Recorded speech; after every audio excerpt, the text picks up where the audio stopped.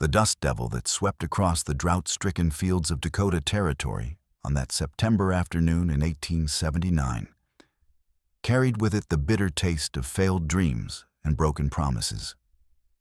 Red Hawk reined in his paint stallion at the edge of what had once been fertile farmland, now reduced to cracked earth and withered stalks that rattled like bones in the wind. Something was terribly wrong here. Not just the obvious devastation of the drought, but something that made his warrior instincts scream danger. Fresh horse tracks crisscrossed the barren farmyard in patterns that spoke of surveillance rather than honest business. Too many riders circling the property like wolves testing their prey. Boot prints from multiple men showed where they dismounted and walked around the house examining it with the calculating attention of men who meant to own what they were studying. But it was the scattered pieces of carved wood near the collapsed barn that made Red Hawk's blood run cold. Lakota horse charms, the kind his people attached to their animals' bridles during long journeys. His stolen horses had definitely been here. For 8 days now, Red Hawk had been tracking the thieves who had taken 12 of his tribe's finest animals from their winter camp along the Cheyenne River. The trail had led him steadily eastward through increasingly hostile territory, following signs that pointed to a sophisticated operation rather than simple horse rustling. Someone with intimate knowledge of Lakota breeding practices had specifically targeted their best breeding stock, taking only the strongest mares and most promising stallions while leaving inferior animals untouched. The systematic nature of the theft suggested connections to white ranchers who trafficked in stolen livestock using altered brands and forged papers to legitimize their crimes. Red Hawk had expected to find such corruption in a frontier territory where federal law enforcement was sparse and local officials often served the highest bidder rather than justice. What he hadn't expected was the child. She stood in the farmyard like a small sentinel, one thin hand, gripping the lead rope of a spotted cow that looked nearly as worn down as everything else on this desolate property. The girl couldn't have been more than 12 years old, dressed in a faded blue calico dress that had been patched and repatched until it was more repairs than original fabric. Her blonde hair hung in unwashed tangles around a face that was far too gaunt, sharp cheekbones, jutting from skin burned dark by the relentless prairie sun. Red Hawk dismounted slowly, studying her with the careful attention he'd learned to give all potential threats or allies. Despite her obvious poverty and youth, there was no cowering in her posture. Instead, she watched his approach with intelligent blue eyes that held depths of quiet determination that reminded him powerfully of Lakota children, and the ones who learned early that survival required courage in equal measure with caution. As he drew closer, Red Hawk could see she was trembling. Not from fear of him, he realized, but from exhaustion and hunger. Her small frame shook with the effort of remaining upright, yet she maintained her protective stance beside the cow, ready to defend what little she had left against whatever new threat he might represent. The sight stirred something deep in Red Hawk's chest, a familiar ache he'd carried since childhood. He'd seen too many children forced to grow up too fast to shoulder burdens that should have been carried by adults. Among his own people, such children were treasured and protected, their premature strength seen as both blessing and tragedy. This white child's stubborn courage in the face of overwhelming odds spoke to the same indomitable spirit he'd witnessed in young Lakota warriors, and it awakened protective instincts he'd thought were reserved for his own tribe. "Easy, child," Red Hawk said softly, keeping his hands visible and his movements deliberate as he approached. "I mean you no harm. I'm just a traveler in need of water for my horse and myself." The girl studied him for a long moment, those sharp eyes taking in his traditional Lakota clothing and the weapons at his belt and the careful way he moved. When she finally spoke, her voice was hoarse from thirst, but steady with hard-won maturity. "Well, still good even if nothing else works around here anymore." She gestured toward a stone-lined well near the house. "You can drink your fill, mister, but I got to warn you, this territory ain't safe for Indians." Folks in town got ugly feelings about your people, and they don't much care which tribe you belong to or why you're passing through. The warning came without malice, simply stated fact, delivered by someone who'd learned to assess danger quickly and accurately. Red Hawk nodded his appreciation, while noting the sophistication of her speech. This was a child who'd been educated beyond the norm for frontier families, suggesting parents who valued learning, despite their obvious poverty. "What's your name, child?" "Annie. Annie Mayfield." She straightened her thin shoulders with visible effort.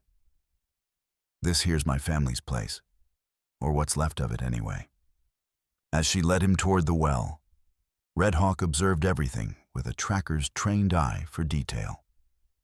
The garden plots were nothing but hard-pan dirt, their neat rows still visible but barren of everything, except withered stalks. Fence posts had fallen, and been left where they lay, their scattered rails creating a maze of obstacles across the yard. The barn door hung askew on rusted hinges, revealing an empty interior picked clean of everything valuable. Yet despite the obvious abandonment and poverty, certain details suggested ongoing habitation. The cow, while thin, showed signs of careful tending, its coat-brushed hooves properly trimmed, utter clean and healthy. Someone had been working desperately to keep this single animal alive and productive. Annie worked the well pump with practiced efficiency, filling a dented tin cup with water that ran clear and cold despite the drought. Her hands, Red Hawk noticed with growing concern, were red and swollen from hard labor, covered in small cuts and scrapes that spoke of recent desperate work. When she handed him the cup, he could see her fingers shaking with fatigue. "When did you last eat a proper meal?" he asked, gently accepting the water, but not drinking immediately. She shrugged with forced nonchalance. "Been managing fine on Bessie's milk. She's a good cow, gives enough to keep me going strong." But the brittle brightness in her voice couldn't disguise the truth that this child was slowly starving, surviving on whatever meager nutrition she could coax from a single underfed animal. Red Hawk drank slowly, using the time to study the mysterious tracks more carefully. The pattern was becoming clearer now, and more ominous. Multiple groups of riders had approached from different directions over several days, circled the house repeatedly, then departed toward what appeared to be the main road leading to town. It was the behavior of men conducting extended surveillance, preparing for some kind of coordinated operation against the property's inhabitants. More troubling still were the signs of a recent confrontation.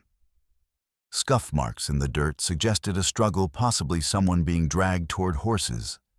Personal items, a woman's bonnet, a broken piece of crockery lay scattered near the house as if dropped during a hasty departure or forcible removal. "Annie," he said carefully, setting down the empty cup. "Where are your parents, your family?" The question hit her like a physical blow.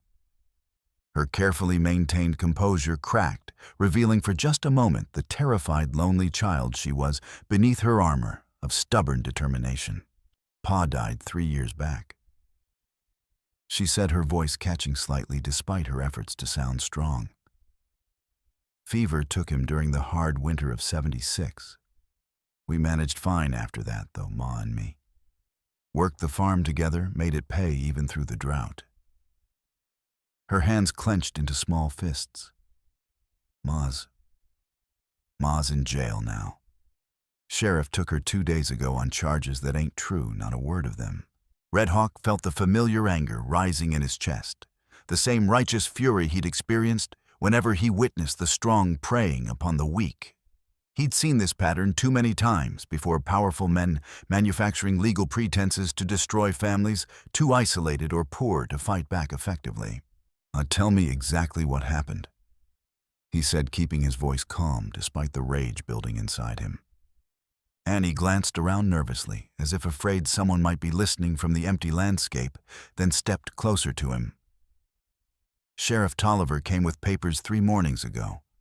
Said Ma owed money to Garrett's store in town, plus back taxes on the land. But that's a lie, mister. We paid everything we owed fair and square with money from our wheat crop before the drought killed what was left. Her voice grew stronger as she spoke, anger beginning to overcome fear. I was right there when Ma counted out the coins. Garrett saw her get proper receipts for everything. We kept those papers in Pa's old strongbox, but when the sheriff came, he said they were fake. Claimed Ma had been stealing supplies all summer and covering it up with forged documents. What did they take? Everything. The word came out bitter and sharp. Our wagon, all our stored food, flour, beans, salt, pork, everything we'd saved for winter. Even Pa's old rifle and the tools we needed for farm work. Said it was all evidence of Ma's crimes or payment for debts she supposedly owed. Red Hawk could picture the scene all too clearly, armed men descending on an isolated farm to terrorize a woman and child, stealing their possessions under color of law, while leaving them defenseless and destitute. It was theft dressed up as justice, the same system of legalized oppression his own people had endured for generations. Why didn't they take you as well? Annie's face darkened with remembered terror. I hid in the root cellar when I saw them coming up the road. Ma told me to hide and stay hidden no matter what I heard, so I did. Stayed down there in the dark for hours after they rode off, listening to them tear the house apart above me. Her voice dropped to a whisper. Heard them talking about coming back for me later, after they figured out what to do with a kid whose ma was a thief. Red Hawk knew exactly what men like Sheriff Tolliver did with inconvenient children in territories where federal oversight was minimal, and local corruption ran deep. The frontier was full of work camps, distant ranches, and trading operations that served as covers for human trafficking. Children from destroyed families simply disappeared and their names struck. From official records, their families told they'd been placed with Christian families or sent to educational institutions that existed only on forged paperwork. Annie, he said quietly but urgently, I need you to understand something very important. These men aren't finished with you. They'll return probably soon, and when they do, they won't just take your cow. She nodded with grim understanding beyond her years. I know. That's why I got to sell Bessie quick and raise enough money to bail Ma out of jail. It's the only chance we got to get back together before they come for me. How much money would you need? Sheriff said $50 for the bail, plus whatever they claim Ma owes for the stolen supplies. Maybe $70–80 total if I'm lucky.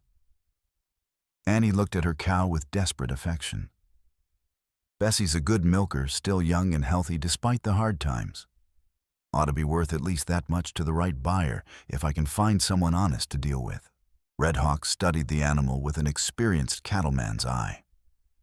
The cow was indeed valuable despite its current thinness, good bone structure, clear eyes, udder that showed consistent production even under stress. Under normal circumstances, such an animal would bring twice what Annie needed.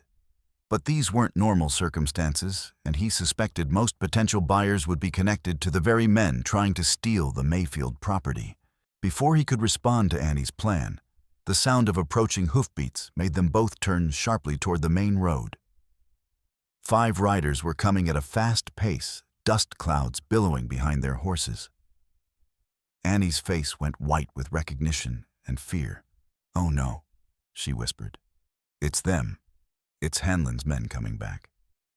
Red Hawk had heard that name spoken in hushed, fearful tones in saloons and trading posts throughout the territory. Bill Hanland owned the largest ranch in 3 counties, a man who'd built his empire through a ruthless combination of political connections, economic manipulation, and barely legal intimidation. If Hanland was personally involved in the land seizure schemes, it explained both the sophistication of the operation and the likelihood that it connected to the horse theft ring Red Hawk was tracking. The riders pulled up in a rough semicircle around the well, their mounts snorting and stamping with barely controlled energy. The man in the lead was tall and powerfully built, with iron-gray hair and cold blue eyes that seemed to catalog and dismiss everything they saw. This had to be Hanland himself and the 4 men flanking him. Looked like the kind of professional gunman who asked no questions as long as the pay was steady and sufficient. Well, well, Hanland set his gaze, moving deliberately from Red Hawk to Annie with predatory calculation. Looks like our little thief's daughter found herself a protector. His voice carried the casual contempt of a man accustomed to absolute authority. Indian, by the look of him. This is private property. Red Hawk said calmly, though his hand moved instinctively toward the hatchet on his belt. State your business clearly or move along. Hanland's laugh was harsh and humorless, like gravel grinding in a metal bucket. Private property. That's amusing. This land's going to be mine by week's end, when the tax auction goes through the county clerk's office. Everything on it becomes mine by right of legal seizure. His eyes fixed on Bessie with obvious greed. Starting with that cow there. No. Annie stepped protectively in front of her animal, her young voice cracking with desperation. She's not yours to take. This is still our land, and she's all we got left in the world. Your mama's a thief girl, which makes you the daughter of a thief. That animal represents payment on debts your family owes to honest businessmen. Hanland's voice turned silky with false reasonableness. Now, you're going to hand over that rope like a good little girl, or things are going to get unpleasant around here. The charges against her mother are completely fabricated. Red Hawk said firmly, stepping beside Annie in a clear demonstration of support. And you have no legal authority to seize property without proper court orders and due process. Legal authority. Hanland's face darkened with genuine anger now. I've got all the legal authority I need, Redskin. He reached inside his coat and pulled out a folded document, holding it up for them to see. Tax lien properly signed and sealed by the county clerk. This farm owes more in back taxes and penalties than the land's worth. Makes everything here mine by right of seizure to satisfy the debt. Red Hawk could tell, without examining the paper closely, that it was probably genuine. That was precisely how these schemes operated. Corrupt officials would inflate tax assessments, accelerate payment schedules, and impose crushing penalties on families too poor to hire lawyers or challenge the seizures in distant courts. By the time anyone with real authority could investigate the irregularities, the land would be long gone and the paperwork buried in filing cabinets, where it would never see daylight again. But legal or not, Red Hawk wasn't prepared to stand by and watch armed men steal food from a starving child's mouth. The girl needs that cow to survive, he said with steel in his voice. Take it, and you're committing theft from a child who's already lost everything else. Hanland's expression turned genuinely ugly now, his mask of false civility dropping completely. Don't you dare lecture me about theft, you savage. Your kind wrote the book on stealing from honest folk. Without warning, he dismounted heavily and grabbed Annie by the arm, his thick fingers digging into her shoulder hard enough to make her gasp with pain. Now get out of my way before I decide you're trespassing on my land and need to be removed permanently. Red Hawk moved with the fluid speed that had kept him alive through countless battles. His braided rawhide rope was in his hands and around Hanland's ankles before the larger man could react to the threat. A sharp pull sent Hanland tumbling backward into the dust, cursing viciously and flailing for balance as he hit the ground hard. The four gunmen reached for their weapons instantly, but Red Hawk was already between them and Annie, his war hatchet drawn in one smooth, practiced motion. The message was unmistakable and universally understood on the frontier. The first man to clear leather would be the first to die. For a tense moment, nobody moved. The only sounds were Hanland's labored breathing as he struggled to his feet and the nervous shifting of horses sensing their riders' readiness for violence. This ain't over, not by a long shot. Hanland snarled as he brushed dust from his clothes, his face flushed dark with rage and humiliation. Nobody makes a fool of Bill Hanland on his own land and walks away. He stared directly at Annie with pure malice burning in his eyes. She's the daughter of a thief, and next time we come back, we'll take her right along with that cow to settle accounts properly. As the 5 riders thundered away in a cloud of dust and threats, Red Hawk noticed something that made his blood run cold with recognition. One of Hanland's horses, a fine paint mare with distinctive markings, bore the faint but unmistakable traces of a Lakota brand that had been recently altered with a running iron. The evidence was subtle, visible only to someone who knew exactly what to look for, but it confirmed his worst suspicions about the connection between the land seizures and the horse theft operation. Thank you for helping me," Annie said quietly, rubbing her bruised shoulder where Hanland had grabbed her. "But you just made yourself a powerful enemy. Hanland owns half this county, including most of the law that's supposed to protect folks like us. Some enemies are worth making." Red Hawk replied, though he was already calculating the tactical situation they now faced. 5 or more armed men with local political support and legal immunity, arrayed against one Lakota warrior with traditional weapons and a 12-year-old girl to protect. The mathematics of survival were decidedly unfavorable, but he'd faced worse odds before and lived to tell about it. "Why are you helping me?" Annie asked with the directness of youth. "I don't have anything to pay you with, and helping me just brings you the kind of trouble most folks try to avoid." It was a fair question, and one Red Hawk had been asking himself since the moment he decided to intervene.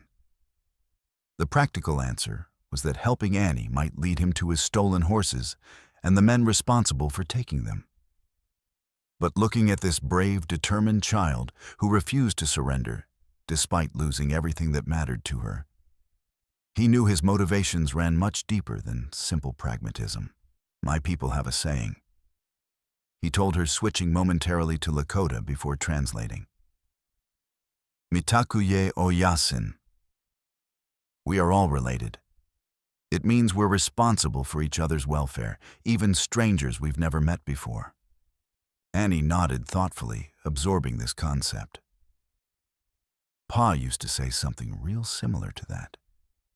Said the true measure of a person's character is how they treat folks who can't do anything for them in return. She paused, studying Red Hawk's face intently. He knew a lot about Indian ways for a white man. Sometimes he'd use words I didn't recognize, words that weren't English or any other language I'd ever heard. Something about the way she said it, with a slight emphasis on certain syllables, stirred a memory Red Hawk couldn't quite place. There was something oddly familiar about her speech patterns, her gestures, even the way she held her head when she was thinking hard about something. But he pushed the feeling aside. Stress and exhaustion could make anyone see connections that didn't actually exist. "Annie," he said, "I think I should stay here tonight and help you keep watch. Those men meant exactly what they said about coming back, and when they do, they'll be prepared for trouble." Relief flooded her face despite her efforts to hide it. "I can't pay you nothing for staying and helping." "Already told you payment's not why I'm here." As the sun began to set, painting the western sky in brilliant shades of orange and crimson, they made a simple camp near the well. Red Hawk built a small fire with practiced efficiency, while Annie milked Bessie, carefully saving every precious drop in a cracked ceramic jug that looked like it had survived many years of hard use. "Tell me about your father," Red Hawk said as they shared a meager dinner of day-old bread and fresh milk. "What kind of man was he?" Annie's face softened with memory, the harsh lines of premature adulthood temporarily giving way to the expression of a child remembering happier times. "He was gentle with Ma and me, but strong when he needed to be. Taught me to read and write proper, even though some folks said girls didn't need such learning. Said knowledge was the one thing nobody could ever steal from you, no matter how poor you got or how bad things became." She stared into the fire, lost in recollection. "Pa used to tell me stories at night about far-off places and people who lived different from us. He knew things most white men never learn about Indian ways, how different tribes lived and hunted, what their ceremonies meant, how they talked to the spirits of the land." "What kind of stories?" Red Hawk asked, though something in his chest was beginning to tighten with anticipation he couldn't quite name. "Oh, all kinds. Stories about brave warriors and wise women, about how the different tribes survived in places where white folks couldn't last a week. He told me about vision quests and medicine wheels, about how young people learn to become adults by facing their fears alone in the wilderness. Annie's eyes grew distant. Sometimes he'd use words I didn't understand, words that sounded like music when he said them. When I asked where he learned such things, he'd just smile and say he'd traveled far and wide before settling down with Ma. The tightness in Red Hawk's chest was becoming almost painful now. The stories Annie described weren't the kind of casual knowledge a white trader might pick up during business dealings with various tribes. They spoke of intimate familiarity with Lakota customs and beliefs, the kind of understanding that came only from living among the people for extended periods. "What did your father look like?" he asked, trying to keep his voice casual despite the growing urgency he felt. Tall and strong, with dark hair and eyes that seemed to see everything at once. He had gentle hands from all the farm work, but they moved quick and sure when he was tracking animals or reading weather signs. Annie smiled sadly at the memory. Ma always said he could track a rabbit through a thunderstorm. He was that good at reading the smallest signs. He'd show me things, how to tell which way the wind was going to change by watching how birds flew, how to find water by looking at the color of grass from a distance. Red Hawk's pulse was quickening now, though he tried to suppress the growing certainty that was building in his mind. The skills Annie described weren't typical of white farmers, even the most experienced ones. They were the specialized knowledge of Plains Indian hunters and scouts, passed down through generations of survival on unforgiving terrain. "Annie," he said carefully, "did your father ever mention his life before he met your mother, where he came from originally, or what brought him to this part of the territory?" She was quiet for a long moment, staring into the fire, as if the dancing flames might help her remember details she'd never thought important before. He never talked much about his past, but sometimes I caught him looking off toward the west with such longing in his eyes. When I asked what he was thinking about, he'd say he was remembering his family, the people who'd raised him to be a man. Annie looked up at Red Hawk, suddenly her blue eyes bright with memory. There was one thing, though. Sometimes when he thought I was asleep, I'd hear him talking to himself in that other language, the musical one. And once when I was real little and had a bad fever, he sang to me all night in those same strange words.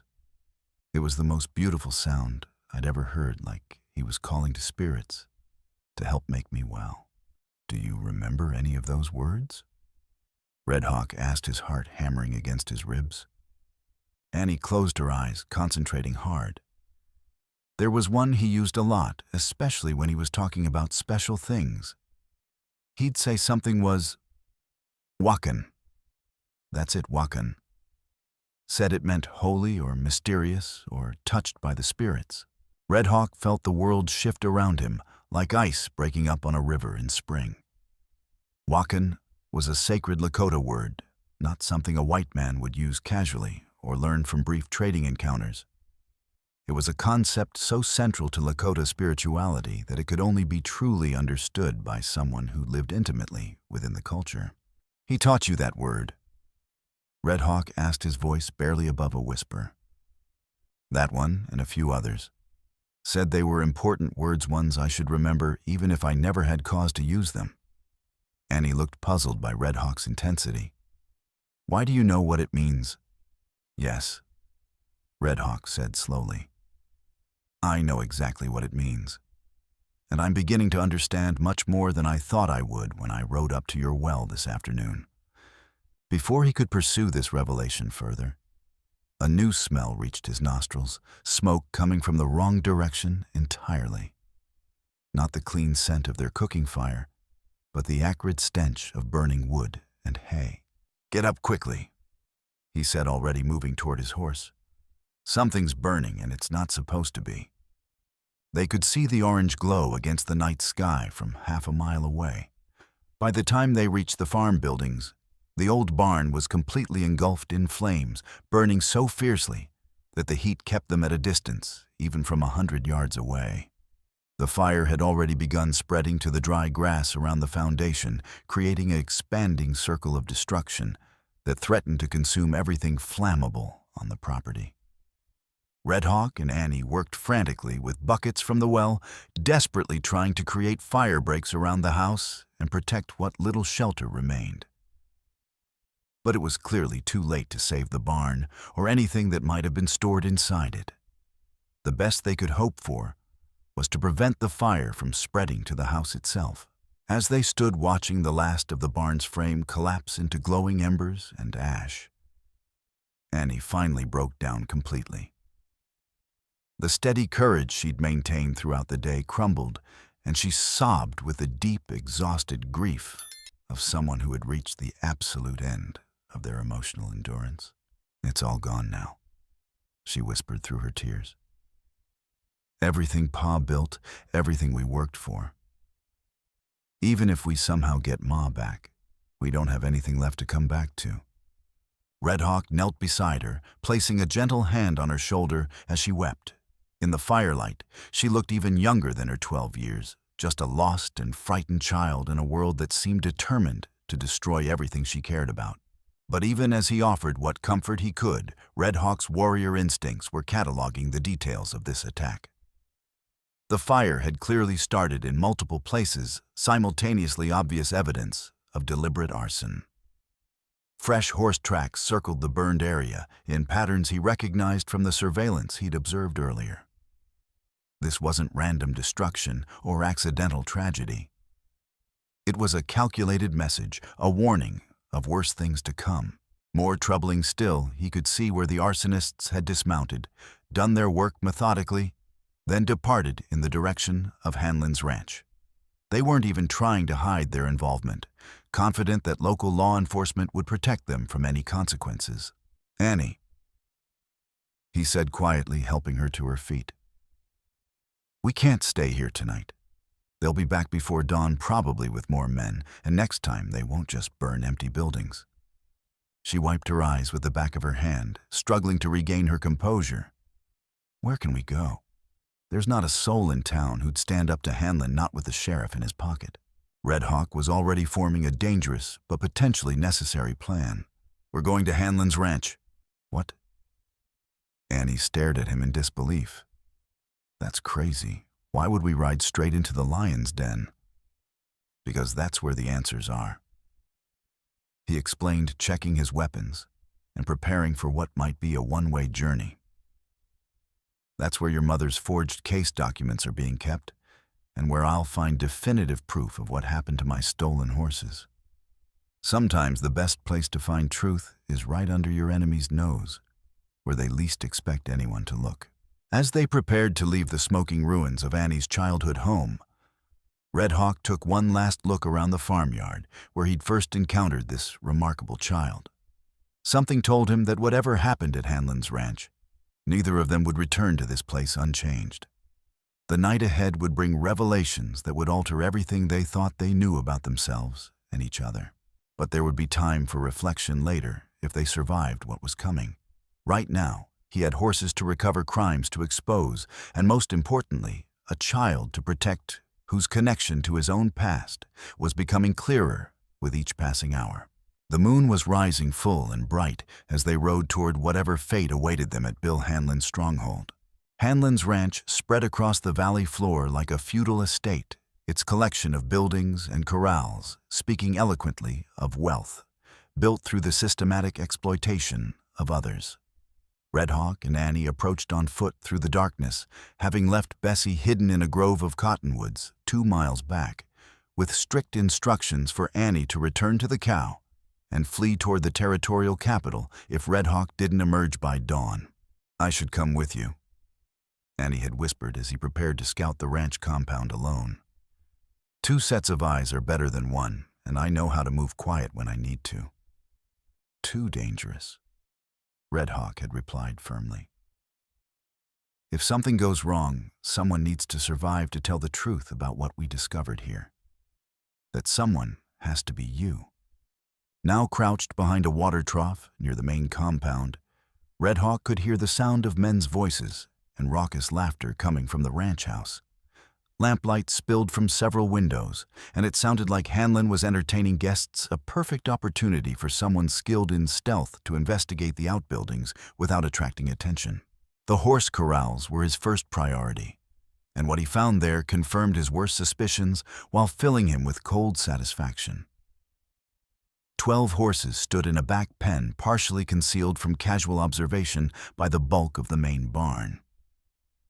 Even in the darkness, Red Hawk could identify each stolen animal: Thunder Walker, the gray stallion his nephew had trained from a colt; Wind Dancer, the mare his sister had ridden into her first battle; Morning Star, the paint his own father had given him before the old man's death in the smallpox epidemic of '74. All of them bore fresh brands, burned crudely over their original Lakota markings alterations that would fool cursory inspection, but couldn't disguise the animal's true identity from someone who knew them as well as Red Hawk did. He could identify each horse by the way it moved small scars and markings that no amount of rebranding could erase the subtle details that made each animal as individual as a human face. Having confirmed the location of his stolen horses, Red Hawk turned his attention to the main house. The building was larger and more elaborate than most frontier dwellings constructed of stone and heavy timber that spoke of permanence and substantial investment. Light spilled from multiple windows, and he could distinguish at least 4 separate voices engaged in animated conversation over what sounded like considerable quantities of alcohol. Moving like a shadow through the darkness, Red Hawk circled the house until he found a window that offered both a clear view of the interior and sufficient shadow to conceal his presence. What he saw made his blood run cold with rage and determination. Hanland sat at a large wooden table with 3 other men, including Sheriff Tolliver, whose badge caught the lamplight as he reached unsteadily for a whiskey bottle. Spread across the table were territorial maps, legal documents, and what appeared to be a ledger book filled with columns of figures and names, a systematic catalog of families targeted for destruction. But it was the wooden crate sitting open on a side table that captured Red Hawk's immediate attention. Even from outside the window, he could see the edges of official-looking papers, receipts, and what appeared to be a collection of personal items, jewelry, photographs, small valuables that had clearly been taken from the families Hanland had driven from their land. Problems getting worse every week. Tolliver was saying, his words noticeably slurred with drink. People are starting to ask uncomfortable questions about all these property seizures. Had a telegram from the territorial capital yesterday, some bureaucrat asking for detailed documentation on the Henderson place. Let them ask all the questions they want.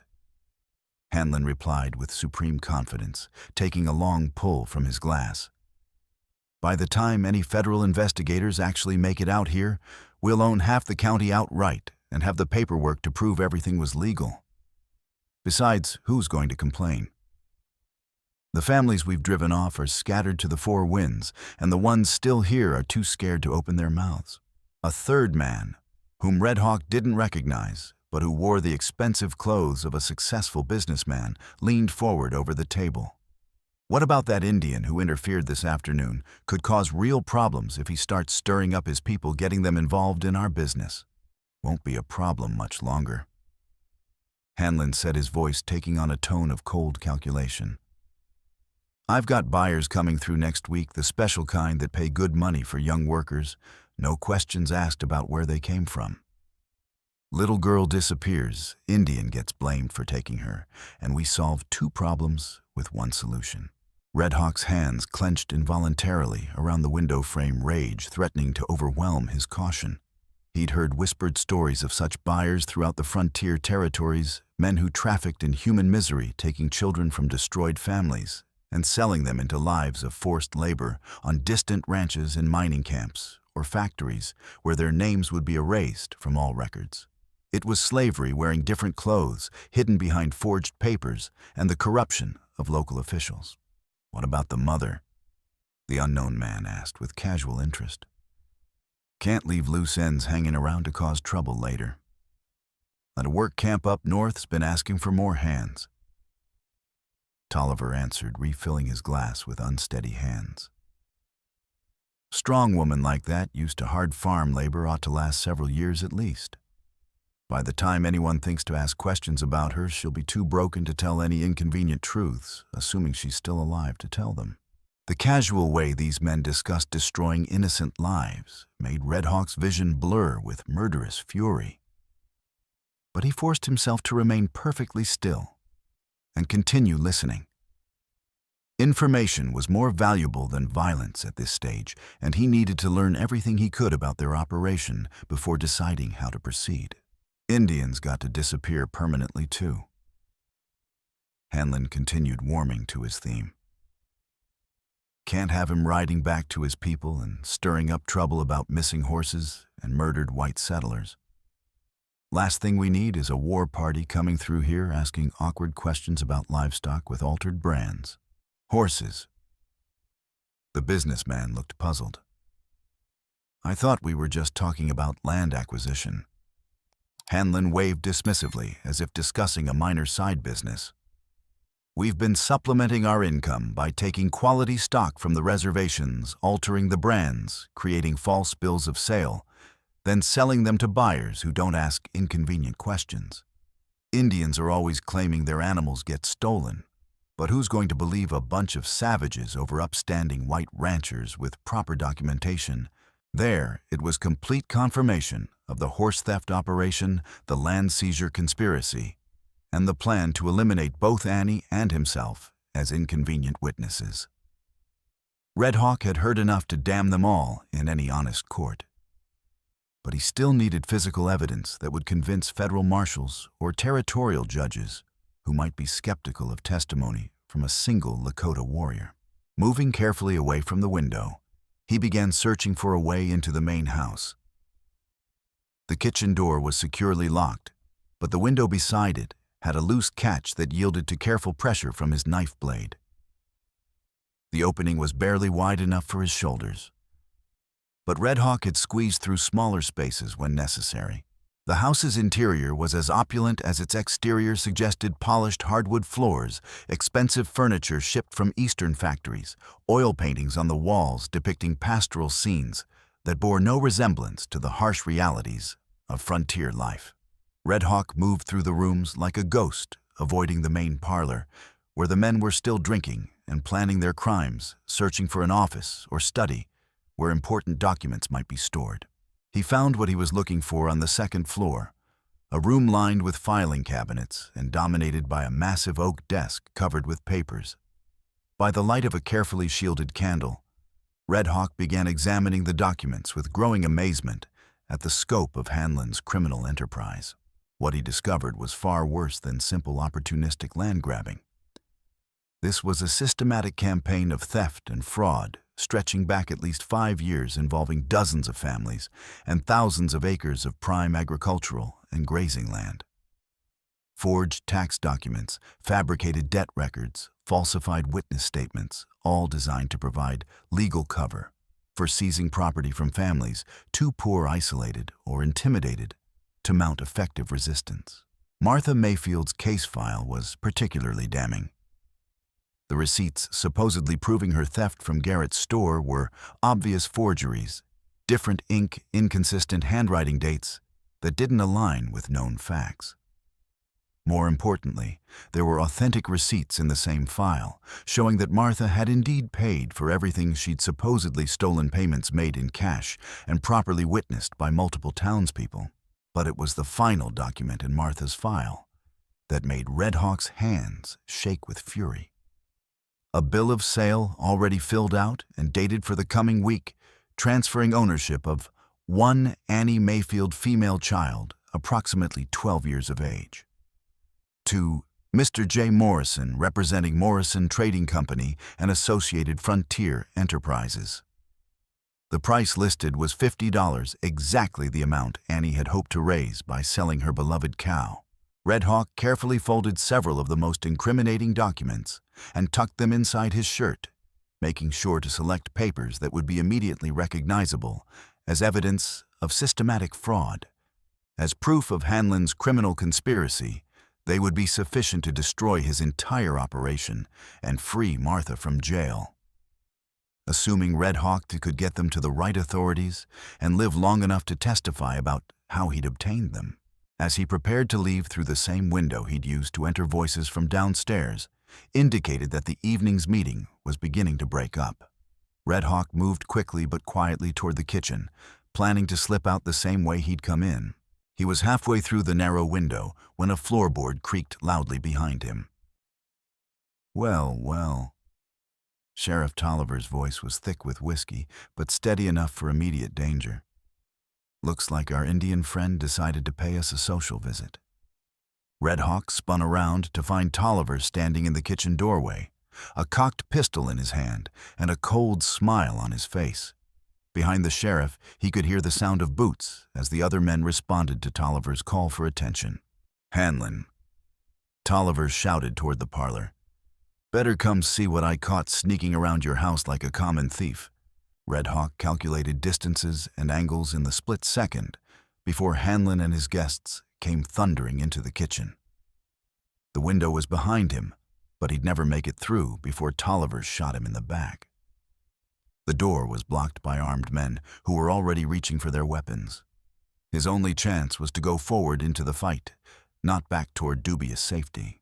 He threw himself sideways as Tolliver's gun roared the bullet, splintering the window frame where his head had been a heartbeat earlier. Rolling behind the heavy kitchen table, Red Hawk came up with his war hatchet in hand, facing 4 armed men in a room with minimal cover and no viable escape route. "Take him alive if possible," Hanland ordered, drawing his own weapon with practiced ease. "Dead Indians can't answer questions about why they came here or what they might have told their people about our operations."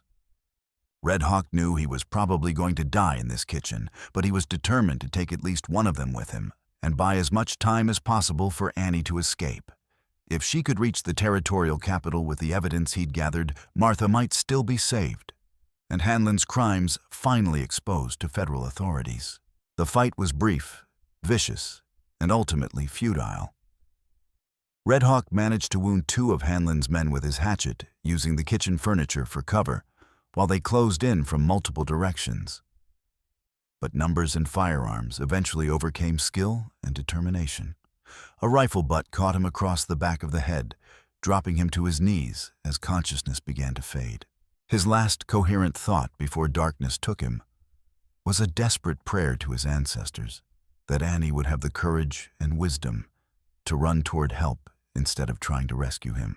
Red Hawk woke to the sensation of cold water hitting his face and the sharp pain of hemp rope cutting deeply into his wrists.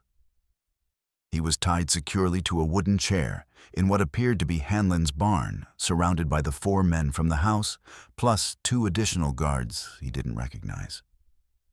His head throbbed viciously where he'd been struck, and dried blood crusted the left side of his face. "About time you decided to rejoin us," Hanland said pleasantly, setting down an empty water bucket. "We've got some important questions for you, and you're going to provide complete and honest answers." Red Hawk tested his bonds without making his efforts obvious. The rope was tight and professionally tied, and these men had experience restraining prisoners who might possess unusual strength or determination. But rope could be stretched and weakened over time, and Red Hawk had been trained by Lakota warriors who'd survived cavalry prisons and reservation confinement. Given enough time and opportunity, he might still be able to work free. "Where's the girl?" Tolliver demanded, leaning close enough that Red Hawk could smell the whiskey still strong on his breath. "We know you didn't come here alone, and we know she's got to be somewhere close by." Red Hawk met their stares with silent defiance, refusing to give them even the smallest piece of information that might help them locate Annie. Every minute he could delay was another minute for her to put distance between herself and her pursuers. "Don't feel like talking." Hanland picked up a branding iron from a nearby forge, its tip glowing red-hot from the coals that had been prepared for this interrogation. "Maybe this will help loosen your tongue. We've got all night, and I've had plenty of experience making stubborn animals cooperate." The threat was absolutely real. Red Hawk could see it in Hanland's eyes, the casual willingness to inflict severe pain for information or simple amusement. But he'd endured torture before during conflicts with cavalry units, and he could endure it again if it meant protecting an innocent child. "You're wasting your time," he said calmly, meeting Hanland's gaze without flinching. "The girl's long gone by now, probably halfway to the territorial capital with enough evidence to hang the lot of you for conspiracy fraud and trafficking in human beings." Hanland's face darkened with anger and concern. "What evidence? What are you talking about?" Red Hawk smiled grimly, despite his precarious situation. "The documents from your office upstairs. The forged receipts, the falsified tax records, the bill of sale for a 12-year-old child." He let that information sink in for a moment, watching their faces change as they realized the implications. Federal marshals take a very dim view of slavery, even when it's disguised as debt collection and legal land seizure. The four men exchanged worried glances, clearly understanding that trafficking in children would bring down the full weight of federal law enforcement, regardless of whatever local protection they'd purchased from territorial officials. "He's bluffing," Tolliver said, but his voice lacked conviction. "Kid's probably hiding in the woods somewhere, too scared to move." "Maybe she is," Hanland said slowly. "But we can't afford to take that chance. We need to find her before she reaches civilization, and we need to clean up this mess permanently." He turned to two of his men. "Murphy, Jones, take the tracking dogs and start following every trail from where we found their campsite. Hunt her down and bring her back alive, if you can manage it, but don't let her reach anyone who might listen to her story." "What about our Indian friend here?" Tolliver gestured toward Red Hawk with obvious anticipation. "Or leave him to me," Hanland replied with cold satisfaction. "I've got some detailed questions about those missing horses, and I fully intend to get complete answers before this night is over." As two of the men left to organize the hunt for Annie, Red Hawk felt a steely determination settle over him like familiar armor. He'd failed to protect the girl by allowing himself to be captured, but he could still buy her precious time to escape. Every minute Hanland spent trying to break him was another minute for Annie to put distance between herself and the men who wanted to destroy her. What Hanland didn't know was that Red Hawk had been trained by Lakota warriors who had fought the U.S. cavalry, survived the reservation system, and endured countless attempts to break their spirits through starvation, imprisonment, and systematic brutality. A wealthy rancher with a branding iron was nothing compared to what his people had already survived and overcome. "Let's start with something simple," Hanland said, approaching with the glowing iron held like a weapon. "Where exactly did you hide those stolen documents you mentioned?" Red Hawk looked him directly in the eye and smiled with genuine contempt. "Go to hell, you coward." The iron hissed against his left forearm, and the smell of burning flesh filled the barn. Red Hawk bit back a scream, refusing to give Hanland the satisfaction of hearing his pain, though the agony was unlike anything he'd experienced since his youth trials in the wilderness. "That's just the beginning," Hanland said conversationally, reheating the iron in the forge. "We've got all night, and I've got a lot of questions that need answering. Where are your people camped? How many warriors do they have? What other raids are they planning against honest white settlers?" Red Hawk said nothing, focusing his mind on memories of Annie's courage and determination. Somewhere out there, a 12-year-old girl was running for her life through hostile territory, carrying evidence that could bring justice to her mother and his people. That knowledge gave him strength to endure whatever Hanland might do to him. The second burn across his right shoulder sent waves of fire through his entire body. But Red Hawk had learned long ago to separate his mind from physical pain, to find a place inside himself where torture couldn't reach. He thought about his sister Winddancer, who'd ridden into battle against overwhelming odds rather than surrender to cavalry soldiers. He thought about his father, who died of smallpox rather than accept treaty rations that would have required abandoning traditional ways. He thought about Joseph Crow Dog, who'd given up everything familiar to make a life with the woman he loved. And he thought about Annie, carrying the blood of his people, and the courage of both her parents refusing to surrender, despite losing everything she'd ever known. Still nothing to say. Hanland's voice was beginning to show frustration, along with a sadistic pleasure. We can keep this up until dawn if necessary. Hell, we can keep it up for days, if that's what it takes to get answers. But even as Hanland prepared the iron for a third application, the sound of approaching horses at a fast gallop echoed through the barn. Multiple riders coming hard and fast toward the ranch compound. Hanland frowned, moving to a window to peer out into the darkness. What the hell? He muttered, clearly not expecting visitors at this hour. Red Hawk could hear voices shouting in the distance, the sound of many men dismounting and preparing weapons. It sounded like a substantial force, far more than the 2 men Hanland had sent to track Annie through the wilderness. The barn door burst open suddenly, and Samuel Tucker strode through the entrance with a rifle in his hands and righteous fury blazing in his eyes. Behind him came at least 20 other men from Granger's Bluff, all armed and looking ready for serious trouble. "Morning, Bill," Samuel said conversationally, though his weapon never wavered from Hanland's chest. "Heard you've been torturing prisoners and planning to sell children to slave traders. Thought we'd ride out and discuss that situation with you face to face." Hanland reached instinctively for his gun, but 3 rifle barrels were already pointed directly at his chest before his hand could touch the grip. "I wouldn't recommend that," Samuel advised calmly. "Folks in town are mighty upset about what you've been doing to their neighbors. Be a real shame if someone's finger slipped because you made sudden movements." As the townsmen quickly secured Hanland and Tolliver, who'd been found hiding unsuccessfully in the main house, Annie appeared in the barn doorway.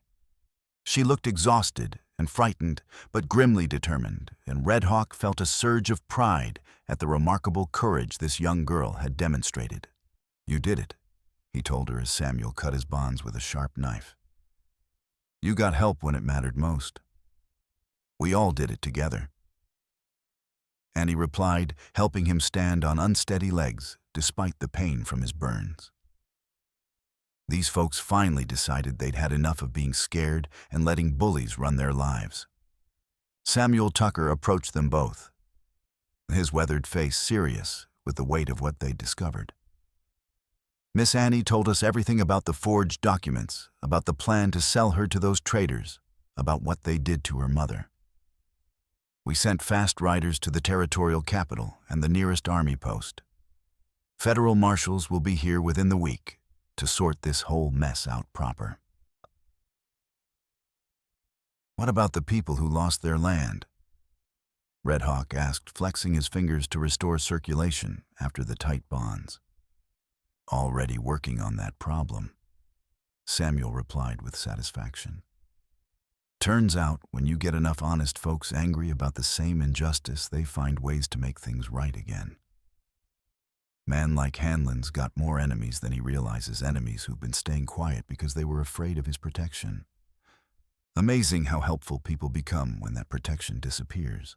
As they prepared to leave the ranch that had been the center of so much suffering and corruption, Red Hawk took Annie aside for a conversation he'd been dreading since the moment he'd heard Hanland mention Joseph Crow Dog. "Annie," he said gently, "there's something important we need to discuss. Something about your father that changes everything." She looked up at him with those intelligent blue eyes that reminded him so powerfully of his lost cousin. "I already know," she said quietly. "I heard what Hanland said about Joseph Crow Dog during the fight.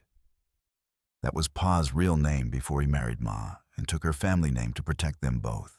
Red Hawk felt his world shift again, like ice breaking up on a river during spring thaw. "You knew this entire time." "Not at first," Annie admitted. "But when you told me your name and when I saw how you moved and thought about things. Pa used to talk about his cousin Red Hawk all the time. Said he was the best tracker in the entire tribe and the bravest warrior he'd ever known." Her voice caught with emotion. "Said if I was ever in real trouble, his family would help me no matter what. Guess he was right about that." The revelation hit Red Hawk like a physical blow, overwhelming and impossible to fully comprehend. This brave, determined child was Joseph's daughter, his own blood, carrying the heritage of the Lakota people in a world that wanted to destroy everything she represented. "Why didn't you tell me?" he asked, his voice rough with emotion. "Because I wanted to know if you'd help me, just because it was the right thing to do, not because we were family." Annie replied with wisdom beyond her years. "Pa always said that's how you measure a person's true character, by how they treat folks who can't do anything for them in return." Red Hawk knelt down so he was at Annie's eye level, placing his hands gently on her thin shoulders. "Your father was a good man and a brave warrior who chose love over tradition. He would be incredibly proud of what you've done, how you fought to protect your mother and expose these criminals." "What happens now?" Annie asked. "With Ma, and the farm and everything else." "Now we make sure justice is served and your family gets back everything that was stolen from you." Red Hawk replied, standing and feeling strength returning to his battered body. "And if you want, you'll learn about the other half of your heritage, where you come from, and what it means to carry Lakota blood." Annie nodded eagerly, tears streaming down her face. "I want to know everything. About Pa's people and where I come from and what it means to be part of your family." As they walked out of Hanland's barn and into the dawn light that was beginning to brighten the eastern horizon, Red Hawk felt a profound sense of completion. He'd come to this place seeking stolen horses and found something infinitely more valuable: family he hadn't known he'd lost, and the knowledge that the bonds of kinship could survive and flourish even in the harshest circumstances. The horses were important, and justice for Hanland's crimes was crucial, but nothing mattered more than this moment when a lost child had found her way back to her people. The trial of Bill Hanland and Sheriff Tolliver became the most significant legal proceeding in Dakota Territory that year. When federal marshals arrived from the territorial capital to investigate the charges, they found evidence of a criminal conspiracy that had operated with impunity for nearly a decade, systematically destroying families and stealing land through manufactured legal proceedings. The forged documents Red Hawk had recovered from Hanland's office were merely the tip of a massive iceberg of corruption.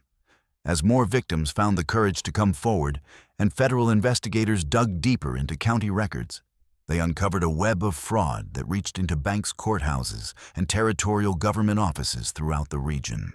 Martha Mayfield was released from jail on the same day the marshals arrived, and all charges against her dismissed, when the forged evidence was exposed as crude fabrication. Her reunion with Annie was witnessed by most of the town, and there wasn't a single dry eye among the spectators who gathered to watch justice finally served. "I thought I'd lost you forever," Martha whispered as she held her daughter close, both of them crying with relief and joy. "Never," Annie replied fiercely, clinging to her mother with desperate strength. "We're family. Family never gives up on each other, no matter how bad things get." The Mayfield farm was returned to them, along with substantial compensation for the destroyed barn and stolen property. But more importantly, Martha was no longer alone in trying to rebuild their shattered lives. The community that had failed to protect them from Hanland's predations now rallied with remarkable energy to make amends for their previous inaction. Red Hawk remained in Granger's Bluff for nearly a month, ostensibly to testify at the preliminary hearings, but really to spend precious time with his newly discovered family. He helped rebuild the barn with volunteer labor from townspeople, shared detailed stories of Joseph Crow Dog's youth and the family he'd left behind, and began teaching Annie about Lakota customs language and the complex spiritual beliefs that had sustained their people through generations of hardship. "Your father was one of the bravest men I ever knew," he told her one evening as they sat by a fire in the rebuilt farmyard. "When we were boys, no older than you are now, he once tracked a wounded bear for 3 days through a blizzard to put it out of its misery, even though everyone told him it was far too dangerous for someone his age." "Is that why he left the tribe?" Annie asked, with the directness that had become familiar to Red Hawk. Because he was brave enough to go exploring where other people wouldn't, Red Hawk considered carefully how to explain the complex mixture of reasons that had driven Joseph to seek a life among white settlers. Your father saw that our people's traditional way of life was changing whether we wanted it to or not. The buffalo herds were disappearing, and the cavalry was forcing us onto smaller and smaller reservations, and the old ways of supporting ourselves were becoming impossible. He thought maybe if he learned about the white world from the inside, he could help our people find a way to survive in it. Did he help? Annie asked seriously. I mean, did what he learned make a difference? In ways he never could have imagined when he made that choice. Red Hawk replied with deep conviction. He gave our people something precious beyond measure. He gave us you. As the days passed, Red Hawk watched with amazement as Annie absorbed everything he taught her about her Lakota heritage, with the same fierce determination she'd shown in fighting Hanland and his criminals. She learned to identify medicinal plants by their leaves and flowers, to braid sweetgrass for purification ceremonies, to read weather signs in the behavior of birds and the color of sunset clouds. But it was her questions that impressed him most profoundly, revealing a mind that could grasp complex concepts and see connections that might escape adults. Why do our people move with the seasons instead of staying in one place like white farmers? She asked one afternoon while practicing traditional beadwork patterns. Because the earth tells us where we need to be and when we need to be there, Red Hawk explained patiently. In summer, we follow the buffalo herds to the high plains, where the grass is thick and nutritious. In winter, we shelter in the river valleys, where there's wood for fires and protection from the worst storms. We listen to what the land needs from us instead of trying to force it to give us only what we want. Annie nodded thoughtfully, her fingers never stopping their careful work with needle and thread. Like how our farm was failing, because we kept planting wheat in the same fields year after year, even when the soil was getting tired and needed to rest. Exactly right, Red Hawk confirmed with pride. Your father understood that principle perfectly. It's why he was able to make this place work when other settlers failed. He listened to the land instead of fighting against it. These conversations helped Red Hawk understand why he'd felt such a powerful connection to Annie from their very first meeting. She had inherited not just Joseph's physical features and manual skills, but his curiosity, his courage, and his ability to see beyond immediate circumstances to larger patterns and deeper truths. Martha, meanwhile, was dealing with her own difficult revelations about her late husband's concealed past. She'd known Joseph was Lakota when she married him, of course. But she'd never fully understood what that heritage meant, or how much of his cultural identity he'd been forced to abandon in order to make a life with her in white society. I feel like I failed him in some fundamental way, she confided to Red Hawk one evening while Annie practiced traditional songs he'd been teaching her. All those years together, he never talked about his family or his people. I thought it was because he didn't miss them, but now I realize he was protecting me from knowing how much he'd sacrificed. Joseph made his choice freely and with full knowledge of the consequences. Red Hawk assured her with gentle firmness. He chose love over tradition, and he never regretted that decision for a single day. But he also made sure Annie would know where she came from in case she ever needed that knowledge to survive. And she did need it, didn't she? Martha said quietly. When Hanland was trying to destroy us, it was her connection to your people that saved our lives. Red Hawk nodded solemnly.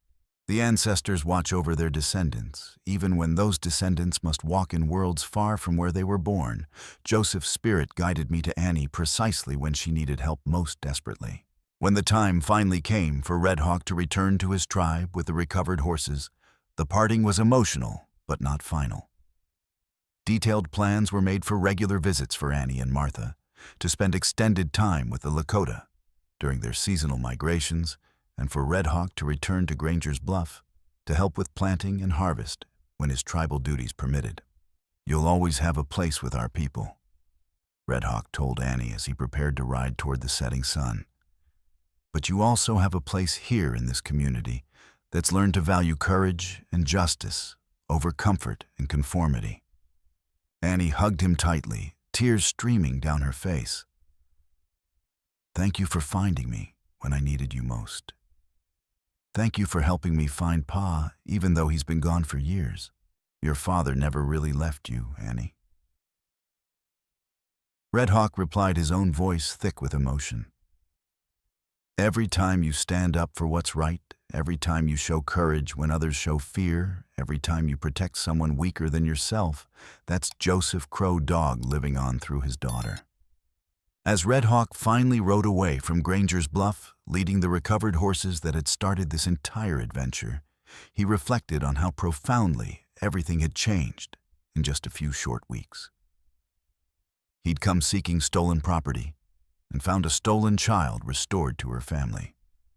He'd come looking for justice and found something far more valuable, the continuation of his bloodline and the knowledge that love could indeed triumph over hatred when people found the courage to stand together against oppression. Behind him, Annie stood in the farmyard with her mother, both of them watching until he disappeared over the horizon. But this wasn't an ending, it was a new beginning. A bridge had been built between two worlds, held together by unbreakable bonds of kinship and shared values that transcended racial boundaries, courage, justice, and the sacred responsibility to protect those who couldn't protect themselves. The drought that had plagued Dakota Territory finally broke completely the week after Red Hawk's departure, bringing gentle, soaking rains that penetrated deep into the grateful earth.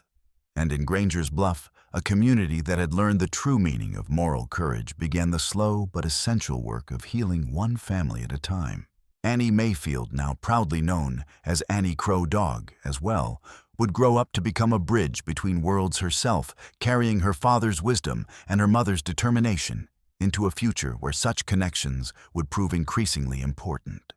The last cow of Granger's Bluff was no longer the only thing standing between a little girl and complete disaster.